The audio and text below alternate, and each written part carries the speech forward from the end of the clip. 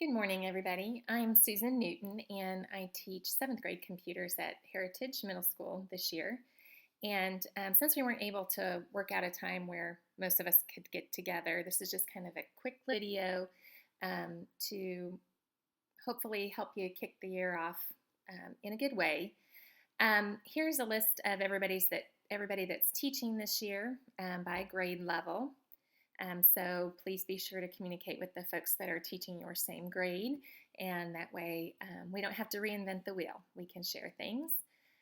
Here's a quick look at what we were going to cover in our meeting, which is now a virtual meeting. Curriculum, you probably noticed that there's not a lot in BYOC. What you'll see when you look in there is just kind of basic goals. There was some more stuff.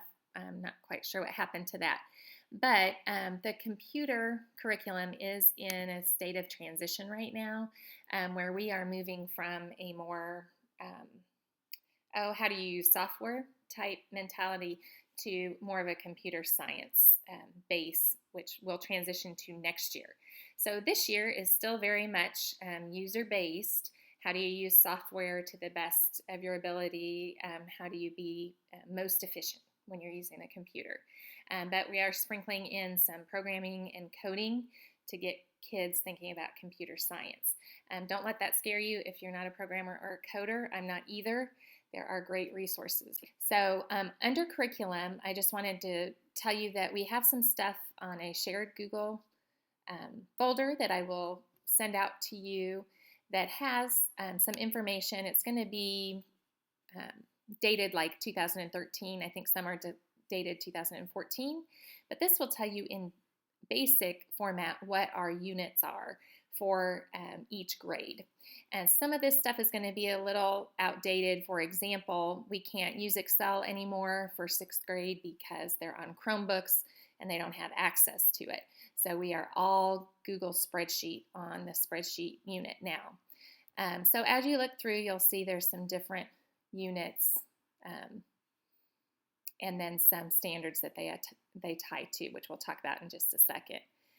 The main thing here is to focus on helping the kids use their computer in an efficient way, learn new things, and embrace technology, especially apps, as we're working through.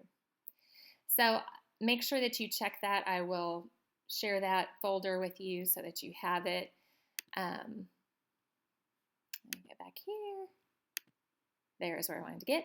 As far as lessons, we really want to share those this year. We've been good about sharing things in the past, and it's just helpful to not reinvent things, especially when many of you are teaching just a section or two of computers, so we don't want to overwhelm you. We're here to help. If you need any help coming up with ideas or lessons, let us know. All of our stuff is tied to what used to be called the NETS standards. It's now called ISTE, and here's a link right here that will take you to them. So if your building does standards-based grading, these are the standards that you tie to. Okay. I don't think all buildings are doing standards-based yet, but ours is, so if you need help setting that up, let me know, and I'll be happy to help you with that. Okay, as far as assessments are concerned, we will touch base with you on those by grade level. I'll talk about that in just a second. A big focus this year is learning targets. So, if you want to start off the day telling your kids what they're going to walk out with, that's helpful. And I'll give you some examples of that later on. If you're new to teaching computers, something that will save you a lot of time is to do instructional videos for your kids and post them on your website, because many forget how to do things, and instead of reteaching, 3 times during the course of an hour, you can send them to a video, and that really helps. Emerging technology, just keep your ear to the ground when you hear things about new apps or new things that are coming out. Let's talk about them in class and get kids using them. And lots of times they are good resources for that because they know what's out there and what they're enjoying. Programming and coding, again, these are areas we want to go to. Definitely Scratch, and that has moved down quite a bit into the elementary levels, but we can still do some pretty amazing things in Scratch. So again, we'll share some of those lessons with you as we get there. Keyboarding is still valuable. Think about your day and anybody you know who's a professional. They spend a lot of time answering emails. It's still valuable for kids. So we do encourage you to choose and maybe, 3 minutes a day when they come in, that's their bell ringer, what they do to get started, to focus in on good keyboarding skills and getting faster. Along those lines too, it's always a good idea to help them set up Evernote, Live Binders, any kind of organizational tool that will help them in another class and get them used to using those. As far as the Life program and Naviance, we used to do the Life program in 6th grade computers, and I think that is kind of changing for some schools. So please check with your principal about Life program for 6th grade and Naviance. The knee unit of instruction, we are going to work on that as a department, and we have selected spreadsheets as the unit that we would do. You are welcome to do that with us if you are interested. I know many of you have other content areas, so you may be doing that. If you want to do computer education, your unit of instruction on that, please let us know, and we are happy to include you in on that. As far as sharing information, I set up this little Google Plus community. I don't know if it's a good idea or not, but it's there, and we can share what we're doing in our classroom, and maybe it'll give us a one-stop place. Shared Google Drive folders started out great last year, but people didn't seem to follow throughout the year, so I will continue to share those, and we'll just see what works.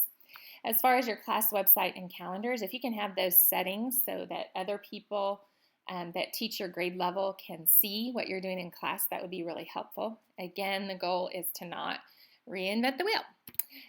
Here is a link to some LiveBinder resources. Notice that you do need a LiveBinder account if you don't have one, and the keyword is computers.